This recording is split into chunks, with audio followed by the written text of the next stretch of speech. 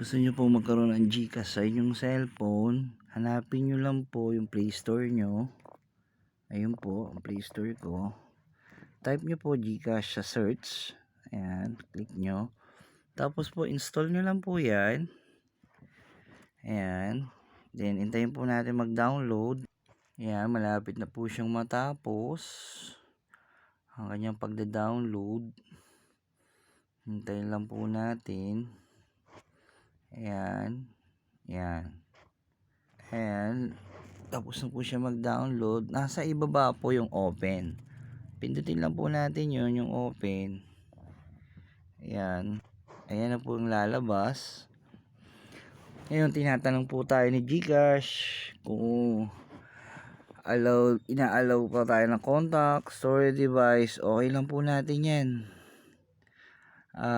Tinatanong din po tayo kung pwedeng GCash take picture and record video. Sa akin po okay lang din. Nasa inyo po yan kung ayaw nyo, don't allow nyo. Pero kung okay lang sa inyo, only ganoon, pindutin nyo lang po yung taas kung okay sa inyo. Ayan, tinatanong din po tayo ni GCash kung okay lang ba ma-alam niya kung saan yung location natin. Sa akin okay lang din. Ayan, tinatanong po tayo ulit ni GCash kung pwede ba ma-access yung contact po. Ang ibig po niya sabihin ay makita niya po yung lahat ng contact number nyo sa cellphone. Sa akin po okay lang din, pero kung ayaw nyo po, don't allow.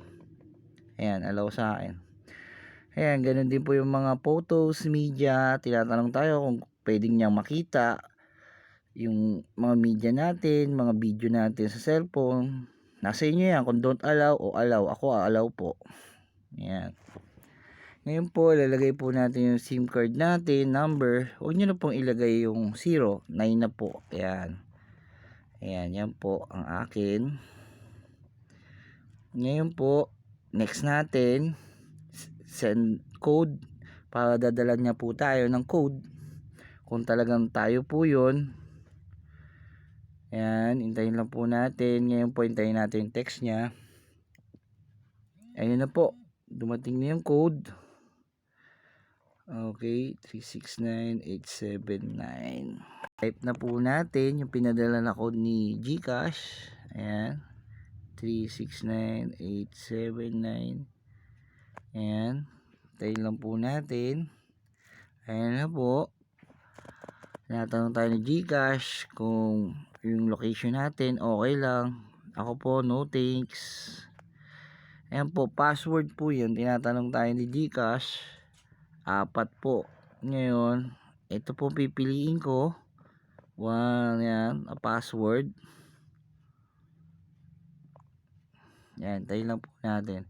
Ngayon po, selfie. Magsi-selfie po tayo. Picturean nyo lang yung mukha nyo. Siguraduhin nyo lang po malinaw. Saka mag-blink kayo. Wait lang po Pagtapos po nun, skip na lang po natin yan.